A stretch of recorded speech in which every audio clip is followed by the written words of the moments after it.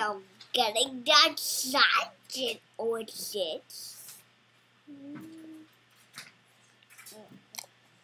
All right, this is Little Mouse and the Big Red Apple. That's pretty bigger than my head.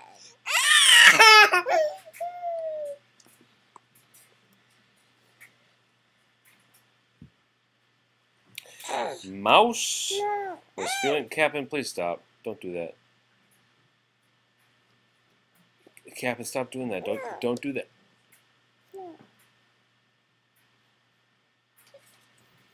Mouse was feeling hungry one day when all of a sudden he came across a big, red, juicy apple. Just what I want, he cried. I'll take it home with me and have a feast.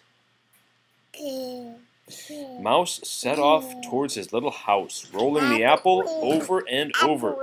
That is an apple. What color is it? Red. He couldn't wait to get his teeth into the big, red, juicy apple. Yum, yum, he thought, when all of a sudden, splash! The apple rolled into a pond. Oh no, wailed Mouse. What am I going to do now? Not to worry, said Frog, popping his head out of the water. I'll help you. Frog kicked the apple hard with his strong back legs. It flew out of the water and, bump, landed on the ground. There you are, said Frog. He licked his lips and stared at the apple.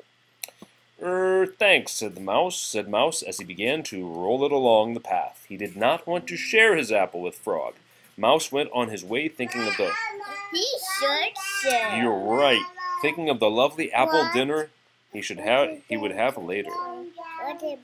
What did you say, buddy? I said that he should share. That's true, he should share. His mouth was already watering when... Crash! The big red juicy apple fell into a thorn bush. Silly me, muttered Mouse as he tried to rescue his dinner. Ouch, that hurt, he cried. Those prickles are nasty. I see you have... I'll get the apple. Yeah, well... I'll try to heave it out. You'll heave it out of there. I will get it out, but to do that, I'm going to do my worker truck and drive away. Then I'll get out. I'll get a leaf cutter. I'll get a branch cutter. I'll put the back of my truck. That's actually a pretty good idea. And short it off with my sharp blade and cut and chop the part that's covering the apple down. Get it. You'll chop this part here, that part right there. Cut that so it can get. That's a good idea. I see you have a problem, said Tortoise, moving next to Mouse. Leave it to me. Tortoise didn't have to worry about the sharp prickles. He had his shell to protect him. Without any trouble at all, Tortoise crept under the thorn bush and brought out the big red juicy apple. Problem solved, he said, stroking the apple lovingly. I'm ever so grateful, said Mouse in a hurried voice, and he was off again. He did not want to share his apple with Tortoise. I'll soon be home and biting into that big red juicy apple, thought Mouse, when...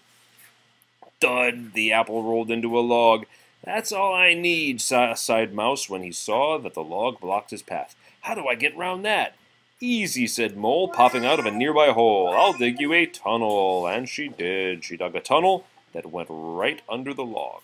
It was just wide enough for Mouse and the apple to go through it. Always glad to help, said Mole, sniffing at the big red juicy apple with her little nose. That's very kind of you, said... A walker hat. Yes, a hard hat, said Mouse. And why do you think?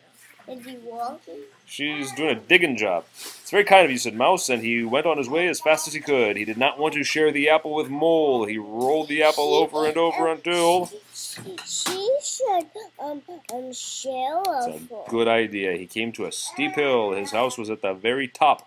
Push, push, heave, heave, went Mouse, grunting and groaning.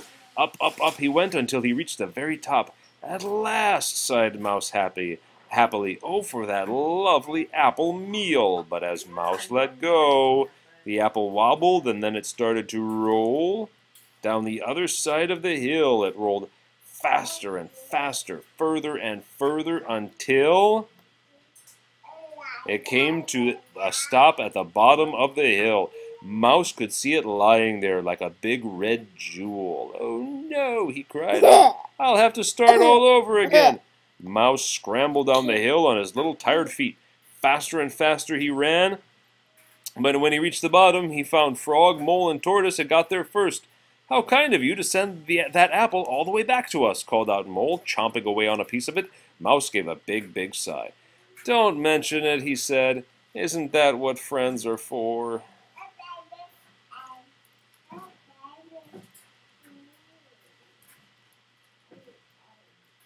Is he angry?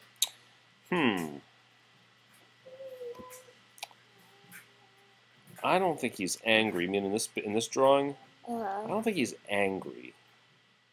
Do you have an idea what he's doing there? No. My guess is he's waiting for another apple to fall. He may be jumping up and down on the tree, on the ground, waiting for an apple to fall down. Because he wants to try to take another apple home. Good. Whoops. What did you think about that one? Good. What did you like? The apple. The apple. I like to roll it. When it rolled? On the other side of it, and I laugh. Yeah, Dad. Lego side.